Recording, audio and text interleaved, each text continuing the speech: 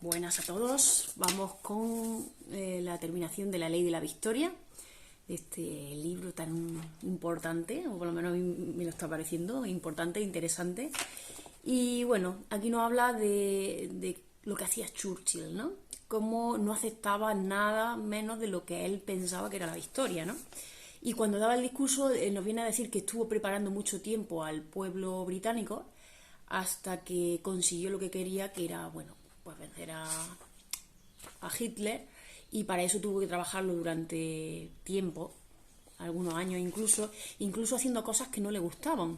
No le gustaba, por ejemplo, el régimen comunista de Stalin, pero lo apoyó a los soviéticos, porque sabía que después iba a necesitar su ayuda. Y cuando daba sus discursos decían, ¿saben cuál es la meta? Nuestra meta. La meta es solo una, la victoria a toda costa, la victoria a pesar de todo el terror, la victoria aunque el camino sea largo y duro, porque sin victoria no hay supervivencia. Y lo tenía tan claro que al final lo consiguió, haciendo cosas que eran muy complicadas, ¿no? Dice que Churchill estuvo en todo momento prevaleciendo, ¿no?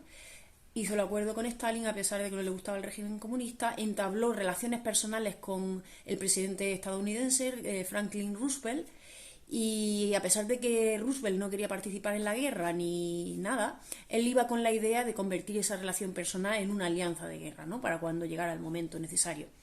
Y le costó tiempo, pero al final llegó el momento en que, bueno, empezó el bombardeo de Pearl Harbor, y al final Roosevelt necesitó su ayuda y efectivamente participó, ¿no? Luego nos dice que Roosevelt estaba muy dedicado a la victoria también, y se echó la responsabilidad de sacar al pueblo americano de la Gran Depresión, ¿no? Eh, Era un momento complicado en Europa, ¿no? Porque tal y como estaba el nazismo de Hitler, la democracia estaba en peligro. De hecho, dicen que en 1941 apenas quedaban 12 estados con democracia, en el resto de países ya no había democracia. Y fue el gran liderazgo de Roosevelt y de Churchill los que hicieron equipo para que no ganara el nazismo y prevaleciera la libertad y la democracia, ¿no? Nos dice aquí un historiador que si no hubiera sido por estos dos líderes, los cuales tenían como única opción la victoria, seguramente el destino de Europa y del mundo habría sido otro, ¿no? Seguramente sin Churchill y la ayuda de Inglaterra toda Europa hubiera caído, y posiblemente sin Roosevelt y Estados Unidos nunca se habría recuperado la libertad. O sea que hicieron una gran labor, y la gran labor vino de esa unión de dos grandes líderes, ¿no? Luego, por otro lado, nos dice que los grandes líderes siempre encuentran la forma de ganar, ¿no? Dice que en los momentos de presión es cuando los grandes líderes sacan lo mejor de sí mismos, su mayor potencial. Y nos habla aquí también de otro gran líder, de Nelson Mandela, que fue elegido presidente de Sudáfrica en 1994 y tuvo un proceso también muy complicado que incluso le costó varios años de prisión, como ya sabemos, ¿no? Y el autor lo define como un líder que llegó a ser extraordinario por la fuerza de su carácter y sobre todo por la dedicación a la victoria a causa de su pueblo, ¿no? Siempre estaba pensando en su pueblo más que en él mismo. Dice, Mandela encontró una manera de ganar, y eso es lo que los líderes hacen por su gente. Es decir, esa es una estrella distintiva de cualquier líder. Saben la manera de conseguir que su equipo, su organización, su empresa o lo que sea, gane siempre, encuentre la victoria, ¿no? Y bueno, aquí resumen con 6 o 8 palabras lo que en realidad es el liderazgo, ¿no? Dice que los líderes se impulsan por los desafíos y hacen todo para poder lograr esa victoria, ¿no? Por eso nos dice que el liderazgo es responsabilidad, que perder es inaceptable para un gran líder, que la pasión es insaciable, la creatividad esencial, renunciar es impensable, el compromiso es indudable y la victoria es inevitable, ¿no?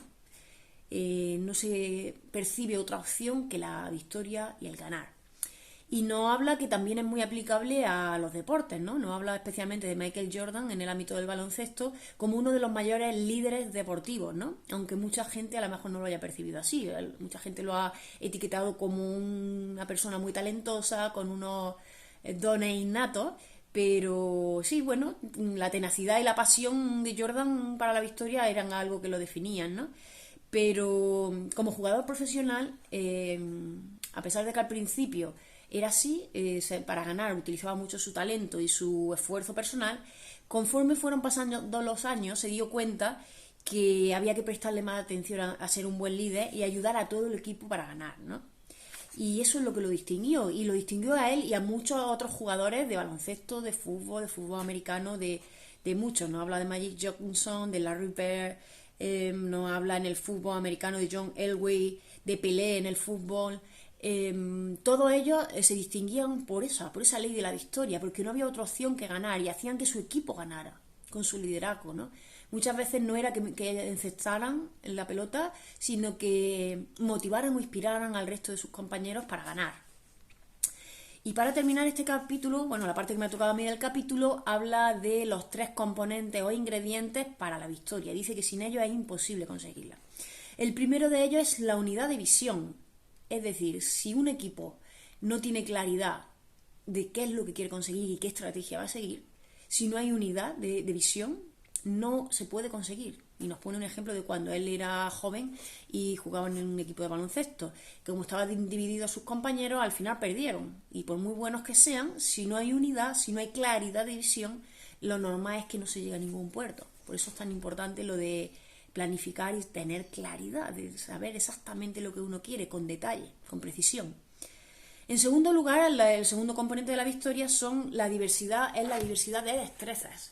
Dice que uno de los mayores errores que al principio los líderes jóvenes pueden cometer es pensar que todo el mundo tiene que ser como uno mismo, y el propio autor se define y se avergüenza de haber sido así al principio.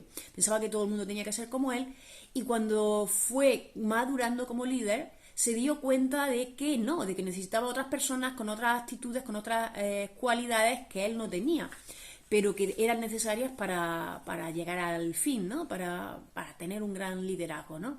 Y lo compara con el cuerpo humano, es decir, cada parte del cuerpo humano tiene una función diferente y las necesitamos a todas esas partes para que el cuerpo funcione bien. Una no es más importante que la otra, ¿vale? Cada parte de nuestro cuerpo es imprescindible. Pues así pasa con el liderazgo, que necesitamos personas que tengan distintas habilidades, distintas capacidades, y la unión de todas ellas es la que hace un conjunto eficaz y capaz de ganar, ¿no?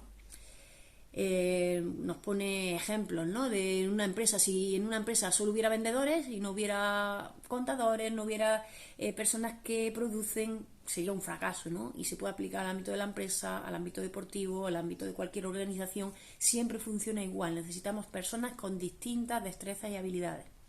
Y por último, el tercer componente es que debe haber un líder dedicado a la victoria y a explotar el potencial de todos los jugadores.